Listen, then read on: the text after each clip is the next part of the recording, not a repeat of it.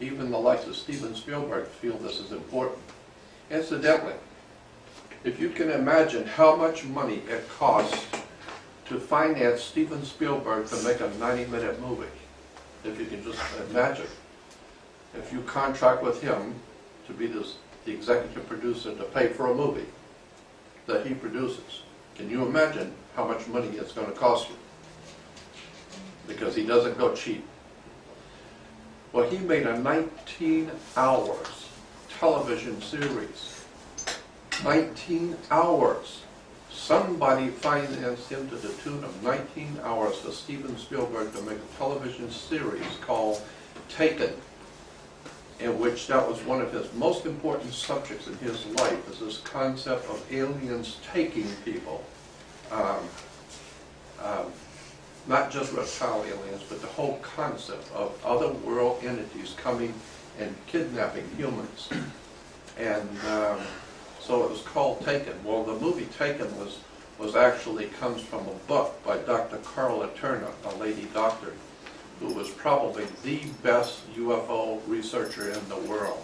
As far as I'm concerned, she was top of everybody, all the best UFO researchers. But Dr. Karla was, in my opinion, she was a doctor, some kind of a doctor before, but she got into the alien abduction subject, and her work was just phenomenal. I mean, she did some serious work on this whole subject of alien abduction. And she began to get into the connections between the U.S. government and alien presence, and how the U.S. government is working directly with the aliens. Soon after that, she was found dead, and her husband died later. Immediately after that came out, after she started talking publicly about the fact that the U.S. government is dealing directly with aliens and allowing these aliens to kidnap children, to kidnap people, kidnap humans, and are using them for experiments, she was found dead. And we know that our government knows about this situation and is actively involved to the level of carrying out covert and illegal actions against its own citizenry. No matter what the truth ultimately proves to be, we have to go for it. I mean, without it, we're like children playing with shadows. And we're ignorant, and we're certainly unempowered to deal with and confront whatever the real entities are behind this masquerade. To take it all at face value is foolish. To take none of it at face value is ridiculous. Investigations into this field there cannot be anything more important for us to be doing right now than to dig past our wishes, dig past our fears, and dig for objective reality and understanding.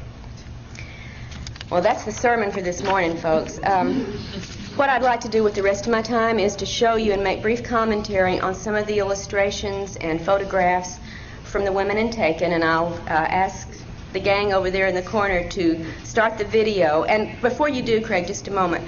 Most of the video is of slides, of photos and drawings. At the very end of this, however, is an excerpt from a videotape one of the women in Taken made when she was having extreme military aircraft activity over her rural cattle ranch in Tennessee. And I might point out that mysterious deaths and cattle mutilations on that area during this time corresponded to those in Alabama that Linda has made us all familiar with, and none of which were explained. Even when there were no mutilations, the dead cattle were simply, all they could find was unknown toxicology, and it led in a year's time to a loss of $11,000 worth of cattle. So this is something pretty big for the family involved here.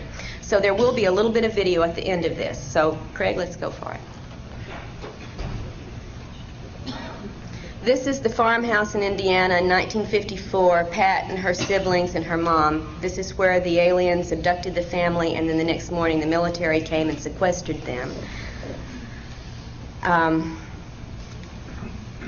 This is the only drawing that Pat has made of later experiences. She called that little device the soul machine, and she sat on it and ran her hands over those little holes of different colored light, and she heard a sound they told her was the sound of her soul. I'd love to hear about other reports similar to this, if any of you know of them. This was also in the facility where she was shown the cloned body. This is Polly's drawing of some of the bulbous, wrinkled-headed aliens. She said they almost posed for her to get this conscious memory. You know how often they don't give you very much to take back consciously. And this kind of alien description has turned up in other people's reports. We'll see one more in here, in fact, in a little bit. From Lisa, here's one of her. She says, "I'm no artist. Don't tell me I am, because I know I'm not." And I think she did great for it being no artist to show the hooded figures.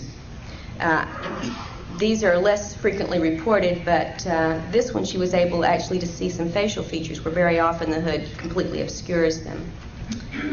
This is Lisa's drawing of another of the bulbous-headed entities, sort of similar to what we saw with Polly's drawing earlier. And these have been reported in a number of other cases as well. Not your typical gray or reptoid or insectoid, but something seeming to have more of a porpoise-type bulbous forehead. A typical gray in a hat, right? And this happens. I remember seeing one myself when I was quite young. She said this was surprising because its mouth would open, and we have a few cases where the little slit has actually opened. So just one of Lisa's representations. This one, she says, is very similar to a figure in Linda Howe's latest book with the flat, ridged nose area. This entity, she's not real fond of at all, was involved in what she said was one of the rape scenarios she was put through. Let's see what's coming up next. Lisa's drawing of the reptilian entity that was very aggressive sexually with her as well. And again, she says, please remember, she's no artist, but it was a brown, scaly, hard exterior with the slit eyes, vertically slit eyes, and clawed appendages or fingers. And a very robust entity. Symbols that she has seen in these, and this is so typical. I mean, we could flash symbols, and so many of them are some version of the triangle and the circle. We'll see another variety of this kind of symbol a little bit later with Angie's drawings.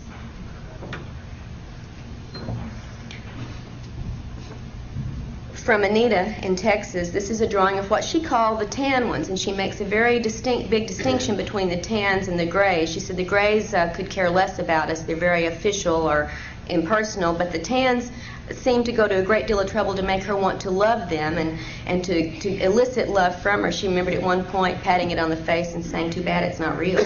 This is the drawing from Anita's granddaughter who lives with her of what she said were the mushroom men who had come into her room one night. These, however, she said were no more than maybe 1.5 feet, 2 feet tall. And you note the drawing details that she is included in 4 fingers and so on. Here's Beth's drawing in Puerto Rico of one of the doctors on board who dealt with her and her entire family in 1978 when they had a massive abduction. Jorge Martinez investigated a lot of this case. But it's only been reported in Spanish so far, so, except for what we haven't taken. Widow peak hairline, very typical reported humanoids. When Beth recalled being taken by the military to a desert area where there was an above-ground compound area, much like what Ted described, being then taken again underground through this adobe or old-type structure into a room with military where she said 2 men in astronaut suits made a presentation here in this underground room to her and a number of other military people who had her there. And she was there not by invitation but by duress. So very similar to what Ted had remembered from the mid-'80s event in Albuquerque. We don't know where these facilities might be, but you know, Kirtland's not that far away. Here's the area of the rural cattle ranch where the mutilations and unexplained deaths have occurred. And you're going to see video from this area of overflights. I just wanted you to see how remote this was from any, you know, highly populated area.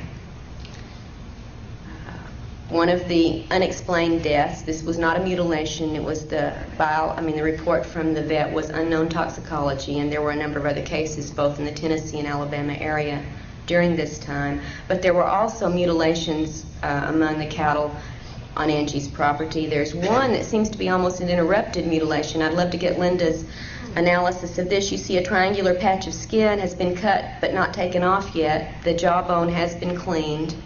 It's like something either was human activity mimicking alien mutilations or an interrupted mutilation of some sort on a calf there. Angie's fetus, after an alien implant that she later miscarried, she actually retrieved the fetus, but under control, of course, took care of making sure it did not, well, it was retrieved by aliens, she believes, the day later, but she saw the size of it and the features of it. She said when they came back to induce the miscarriage that this was the instrument, the long instrument that was used to induce the miscarriage vaginally, and this little container was, she said she had no idea what the little container was for, but she did remember that also being present on the bed in her bedroom when they came to cause this loss of the child. And finally, Amy's drawing of some of the helicopter harassment that has plagued her and her family ever since she made contact with me and began working on exploring her case. And of course, many of us, including our family, have had this over and over and over. Amy's had a lot with the helicopters. Angie's had a lot with numerous military flights. So give a listen.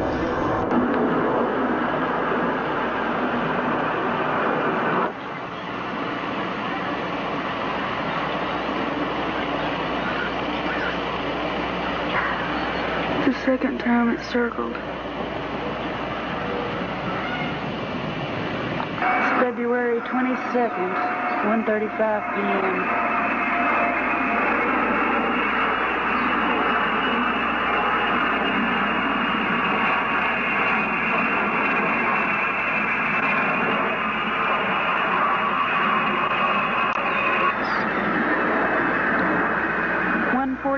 p.m., February 22nd. 10 minutes later, it's back circling. On the original, you can see some strange antenna display on these that don't show up as we've made the generation down copies. Second, 2 p.m. 15 minutes later, it's back.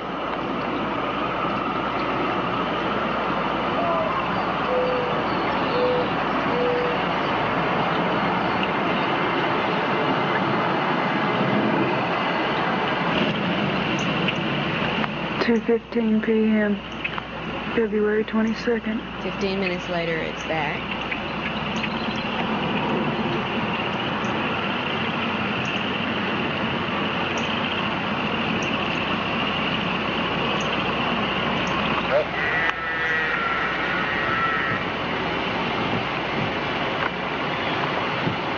Notice this tight What could have uprooted a tree that big is beyond me.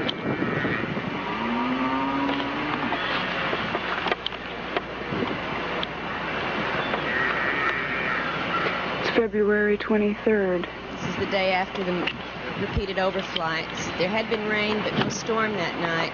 If you notice, trees very close to this one are totally unscathed, except for two that have sheared off top branches and no other damage to smaller limbs around them.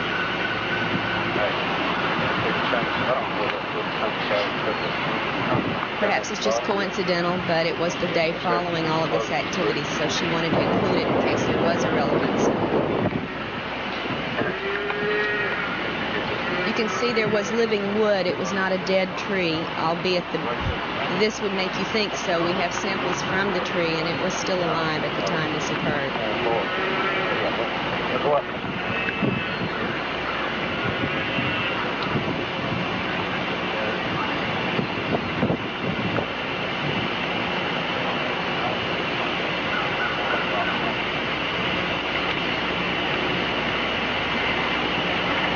See, the tree that close to where it was uprooted is totally untouched. But there was a cut-off branch on this top of this tree, and you see no damage to the smaller limbs around it, and the same with a second tree right there.